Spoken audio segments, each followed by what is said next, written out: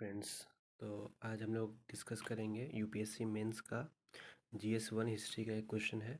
The emergence of Mahatma Gandhi and the ideals he espoused filled the voids and the rectified the shortcoming of earlier method of struggle analyze। तो ये एक हमारा question है महात्मा गांधी के ऊपर में। तो इसमें हम लोग इंट्रोडक्शन लिखेंगे। Gandhi's return in 1915 came when the Indian National Congress, described by the Charles Andrew as a body without a soul, urgently needed ideological renewal and mass connection। तो अब यहाँ पे एक फ्लो चार्ट है कि मॉडरेट का, फिर एक्सट्रीमिस्ट का एंड रिवोल्यूशनरी एक्टिविटीज़ का। तो मॉडरेट का जो फेज़ था वो 1885 से लेकर के 1905 तक था, और इनका जो मेथड होता था वो पिटीशन एंड रेजोल्यूशन होता था, कॉन्स्टिट्यूशनल रॉयल्टी के बारे में होता था। और एक्सट्रीमिस्ट का जो होता था वो 1905 से लेकर के 1910 तक, मतलब ये ज़्यादा मतलब ये इन्फ्लुएंस थे। तो इनका जो मेथड था वो बाइकॉट था, स्वदेशी मूवमेंट था, असर्टिव नेशनलिज्म था। एंड जो रिवोल्यूशनरी एक्टिविटी जो फर्स्ट फेज जो था वो 1907 से लेकर के 1915 तक हमारा था। इसमें बॉम्बिंग हुआ था, तो अलग अलग जगह पे बॉम्बिंग हमारा हुआ था। फिर एक ऐसी लिमिटेड मास बेस। तो अब यहाँ पे हम लोग आ जाएंगे अर्लियर फेज में, कि जो मॉडरेट का जो फेज था 1885 से लेकर के 1905 तक। तो इसमें है a, a limited mass appeal and the elitism focus on the constitutional method petition and the appeals remaining confined to the educated urban elite. तो ये हो गया। फिर सेकेंड है क्या है कि over reliance on British justice dependent on loyalty to the crown and the gradual reforms avoiding assertive resistance. Example है early moderate believe British rule is equal to act of providence to bring a modernisation in India. तो इनका मानना था क्या कि British जो है वो हमारे लिए अच्छा काम करेंगे, हमें मतलब मॉडर्न हमें बनाएंगे। तो ये उनका बिलीव था। अब है एक्सट्रीमिस्ट के बारे में। तो एक्सट्रीमिस्ट का जो फेज़ था वो ज़्यादा मतलब 1905 से लेकर के 1917 तक हमारा हुआ था। उसके बाद फिर एक्सट्रीमिज्म यहाँ पे ख़त्म हमारा हो जाता है। तो अब इन इसका है क्या कि ए में assertive yet a sectarian appeals used of the Hindu symbolism by Tilak and Aurobindo एनलाइटेड Muslim and lower caste. Example में है Shivaji and the Ganpati festival and Aryan imagery created a religious overtones। And B में है the geographical limitation movement remained limited to the Bengal, Maharashtra and the Punjab.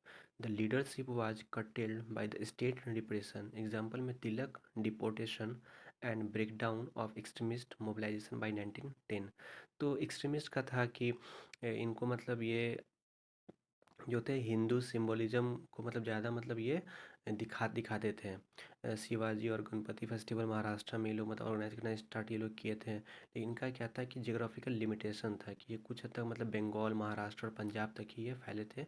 ज़्यादा ये मतलब और pan India मतलब इनका रिच नहीं था। थर्ड है क्या रिवोल्यूशनरी के बारे में। तो 1907 से लेकर के 1915 तक हमारा जो फर्स्ट फेज होता है रिवोल्यूशनरी का, इसमें क्या क्या हुआ था। The use of violence and lack of the mass legitimacy revolutionary act like the bombing lacked public support and provoked harsh repression। Example में है Bhagat Singh court speeches inspired many but did not galvanize a pan-India mass immediately। फिर B में है क्या कि isolated act without sustainable impact, their activity did not have a long term strategy. Example में है Yugantar party revolutionary activities lacked coordination with the border national movement. तो यहाँ पे कुछ रिवोल्यूशनरी का है कि रिवोल्यूशनरी का मतलब स्टार्टिंग फेज में जो होता है कि वो इंडिया के लोग इनको मतलब ज़्यादा सपोर्ट नहीं करते हैं, और इनका मतलब एक प्रॉपर आइडियोलॉजी और प्रॉपर मतलब इनका जो ये होता है एक तरीके का ऑर्गेनाइजेशन होता है, वो प्रॉपर ढंग से हमारा फर्स्ट फेज में नहीं होता है, जिनसे जो रिवोल्यूशनरी ग्रुप थे वो फर्स्ट फेज में काचे होते हैं, तो मतलब नाकाम एक तरीके के होते हैं। अब है क्या कि how Gandhi address these short coming. तो अब गांधी जी जब आते हैं 1915 में, तो फिर वो कैसे मतलब इंडिया को देखते हैं और कैसे मतलब इस सब चीज़ को वो हैंडल वो करते हैं।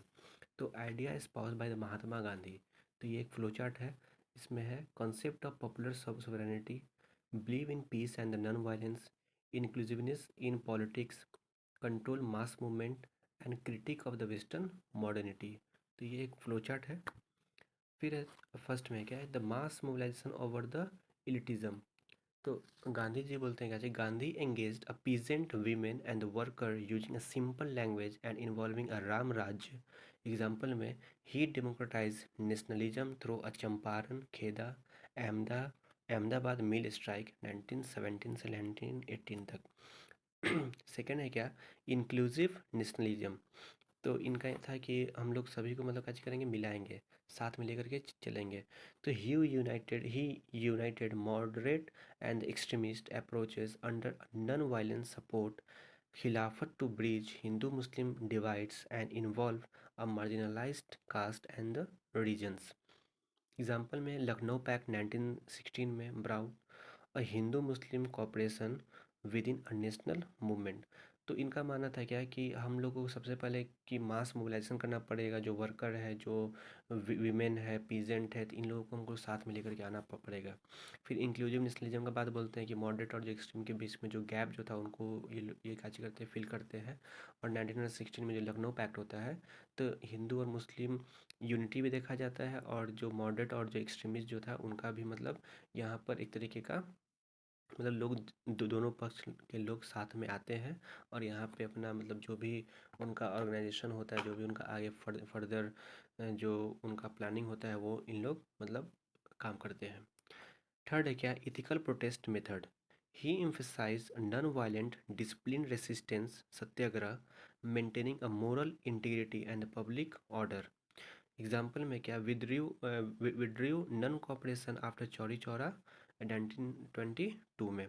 तो इनका था क्या कि हम लोग मतलब प्रोटेस्ट तो करेंगे, लेकिन प्रोटेस्ट हमारा नॉन वायलेंट तरीके से होना चाहिए, डिसिप्लिन होना चाहिए, ताकि मतलब जब अगर मतलब सत्याग्रह पे अगर चलेंगे, तो ब्रिटिश से मतलब ये हम पे मतलब वेपन का यूज वो लोग नहीं करेंगे, जिससे हमारा मतलब अंततः क्या चीज़ होगा, जीत हमारा होगा। और इसका उदाहरण है क्या कि जब चौरी चौरा, जब ये नॉन कोऑपरेशन मूवमेंट जब हमारा जब चल रहा था, तो 1922 में गोरखपुर के पास में जो चौरी चौरा मतलब नाम का जो जगह है, वहाँ पे कुछ मतलब मास जो पीपल जो थे वो वायलेंट हो गए थे, और उसके बाद फिर क्या होता है, गांधी जी जो थे वो नॉन कोऑपरेशन मूवमेंट को क्विट करते हैं। फोर्थ में है क्या, ideological redefinition. In Hind Swaraj Gandhi critic western modernity, advocating a self-rule and the local economy, linking ideals to everyday struggles. Example में क्या कि the salt tax protest symbolize a collective hardship. तो इसमें जो हिंद स्वराज जो था, तो गांधी जी क्रिटिक करते हैं वेस्टर्न मॉडर्निटी को, और ये मतलब सेल्फ रूल और द लोकल इकोनॉमी को काजी करते हैं कि एडवोकेट करते हैं कि हमें मतलब जैसे अभी का जो है कि लोकल लोकल इकोनॉमी को हमें बूस्ट करना चाहिए। फिफ्थ है क्या, addressing a social and the class inequalities. He supported the Dalit inclusion and the championed peasant and worker right within a Congress। तो ये मतलब दलित को, पीजेंट को और वर्कर को काजी करते हैं कि इंक्लूड करते हैं कांग्रेस के अंदर में। एग्जाम्पल है क्या कि 1930 में 11 point charter included salt tax repeal and protective tariffs. अब एक कंक्लूजन हम लोग लिख देंगे, the best way to find yourself is to lose yourself in the service of other. तो ये कोटेशन है एक तरीके का। Gandhi's ideals not only a rectified past shortcoming but also laid a foundation for a just and equitable society, resonating with the fundamental right and the DPSP of the Indian Constitution, inspiring a generation to overcome। तो यहाँ पे हम लोग बताते हैं क्या चीज़ की मतलब जिस तरीके से हमारे फंडामेंटल राइट में और DPSP में भी मतलब ये चीज़ लिखा हुआ है। तो इस तरीके का हमारा ये एक आंसर कंप्लीट हमारा हुआ। Thank you.